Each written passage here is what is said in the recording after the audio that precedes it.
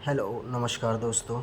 मैं रंजीत सर आज आपके सामने एक बहुत इम्पोर्टेंट टॉपिक लाया हूँ जिसको हम विटामिन डी आज पढ़ेंगे। तो विटामिन डी के बारे में आज पढ़ेंगे, अच्छे से समझेंगे। विटामिन डी, इसकी सबसे पहले हम डेफिनेशन की बात करते हैं।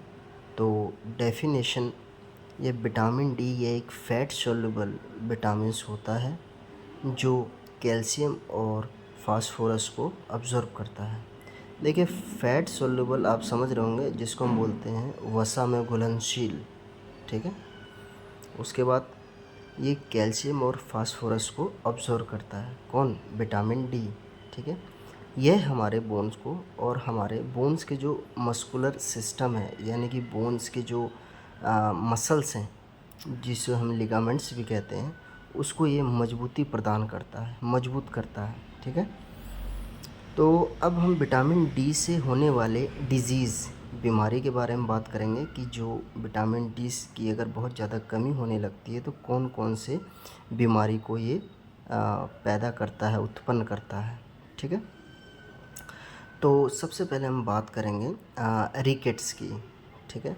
तो रिकेट्स, इसको एक सूखा रोग भी कहते हैं, इसको हम एक सूखा रोग कहते हैं। ये मेनली फॉर चाइल्ड, यानी कि ये सिर्फ बच्चों में होता है, जिसको हम रिकेट्स बोलते हैं। समझ रहे हैं? रिकेट्स जिसमें विटामिन डी की कमी होने से होता है और ये ज़्यादातर बच्चों को होता है। अब इसका मैनेजमेंट कैसे करेंगे? बच्चों को तो क्या है, दवाई देंगे नहीं, तो और बच्चों को दवाई देने की ज़रूरत भी इसमें नहीं पड़ती है, सिर्फ धूप की रोशनी से ये मैनेज हो जाता है। इसको हम मैनेज करेंगे धूप की रोशनी, यानी कि सूर्य की रोशनी से। अब एक बात समझिए कि अगर सूर्य की रोशनी क्या करती है। अब सूर्य की रोशनी में विटामिन डी बोलते हैं, हाँ विटामिन डी है। कैसे? वो कैसे काम करता है? वो क्या करता है, हमारे शरीर में जो सूर्य की रोशनी है, किरणें हैं, वो प्रवेश होती है। प्रवेश होने के बाद क्या है, वो एक बोन्स के अंदर जा कर के बोन्स पे एक कवर बनाती है, हीट प्रोड्यूस करती है, जिसके कारण जो विटामिन डी होता है वो बोन से बाहर ना जा सके। अगर विटामिन डी बोन से बाहर जाएगा तो वो कैल्शियम धीरे धीरे क्या होगा, बाहर निकलने लगेगा। इसीलिए विटामिन डी अगर पर्याप्त मात्रा में है तो कैल्शियम और फास्फोरस को वो बना के रखेगा।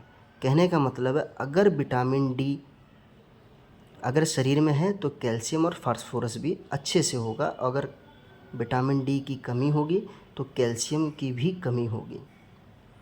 ये दोनों समझ लीजिए भाई हैं, है ना।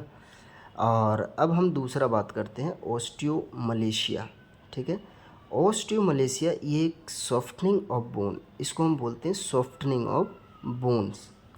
तो आप देख रहे होंगे चित्र में सॉफ्टनिंग ऑफ बोन्स, इसमें क्या होता है, इसको अडल्ट का रिकेट्स भी कहा जाता है। जैसे मैंने चित्र भी दिया हुआ है रिकेट्स का। तो बड़ों में और छोटों में दोनों में रिकेट्स होता है, लेकिन जो बच्चों में रिकेट्स होता है उसको रिकेट्स बोलते हैं, और जो बड़ों में होता है उसको ओस्टियोमलेशिया बोलते हैं, ठीक है। तो इसमें क्या, ओस्टियोमलेशिया में क्या, सॉफ्टनिंग ऑफ बोन्स, यानी कि बोन बहुत सॉफ्ट हो जाता है। अब इसके बारे में हम बात करते हैं साइन एंड सिम्टम्स। जब बोन क्या होगा, सॉफ्ट होगा, तो क्या होगा, बोन में पेन होगा, मसल्स जो बोन्स के पास मसल्स है उसमें दर्द होगा, वीकनेस आएगी।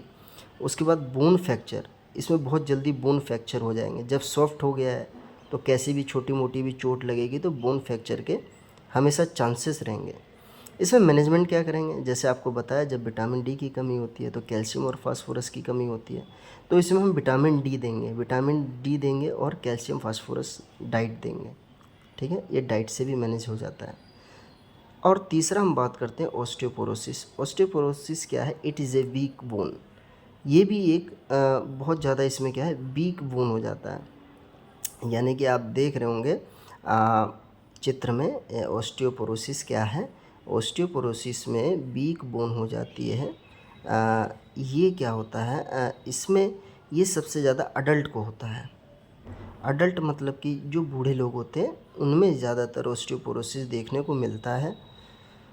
मुताबिक ऑस्टियोमलेशिया में क्या होता है, ये 30-35 के बाद जो है ऑस्टियोमलेशिया के चांस होते हैं। क्यों? क्योंकि 30 से 40 के बाद क्या है, बोन्स क्या है, अपने कैल्शियम धीरे धीरे जो है घटने लगता है, बोन्स से कैल्शियम घटने लगता है धीरे धीरे, है ना। उसके बाद ऑस्टियोपोरोसिस में इट इज़ वीक बोन, तो ये क्या हो रहा है, बोन जो है बहुत ज़्यादा वीक हो रहा है। तो वीक होने की वजह से क्या होता है, ब्रेक होने लगता है due to decrease in bone. क्यों?